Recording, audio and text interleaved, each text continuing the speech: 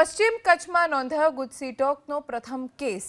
માંડવી પોલીસે પુંછીઆલા ગઢવી અને તેની ટોળકી પર ગુજસી ટોકનો કેસ નોંધ્યો। પુંછીઆલા ગઢવી સહિત 4 આરોપીને ઝડપી લેવાયા છે। પુંછીઆલા ગઢવી તલાટી રહી ચૂક્યો છે। માંડવી વિસ્તારમાં ગુનાહિત ઇતિહાસ ધરાવે છે। તેની સામે માંડવી, ભુજ, પાલનપુર, ગાંધીધામ પોલીસ સ્ટેશનમાં 11 જેટલા ગુના નોંધાઈ ચૂક્યા છે।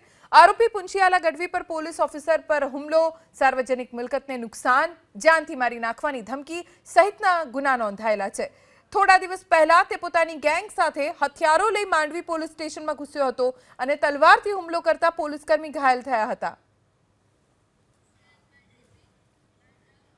પશ્ચિમ કચ્છમાં નોંધાયો ગુજસી ટોકનો પ્રથમ કેસ। માંડવી પોલીસે પુંછીઆલા ગઢવી અને તેની ટોળકી પર ગુજસી ટોકનો કેસ નોંધ્યો। પુંછીઆલા ગઢવી સહિત 4 આરોપીને ઝડપી લેવાયા છે। પુંછીઆલા ગઢવી તલાટી રહી ચૂક્યો છે। માંડવી વિસ્તારમાં ગુનાહિત ઇતિહાસ ધરાવે છે। તેની સામે માંડવી, ભુજ, પાલનપુર, ગાંધીધામ પોલીસ સ્ટેશનમાં 11 જેટલા ગુના નોંધાઈ ચૂક્યા છે।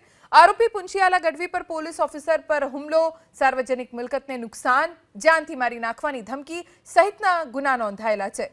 થોડા દિવસ પહેલા તે પોતાની ગેંગ સાથે હથિયારો લઈ માંડવી પોલીસ સ્ટેશનમાં ઘૂસ્યો હતો અને તલવારથી હુમલો કરતા પોલીસકર્મી ઘાયલ થયા હતા।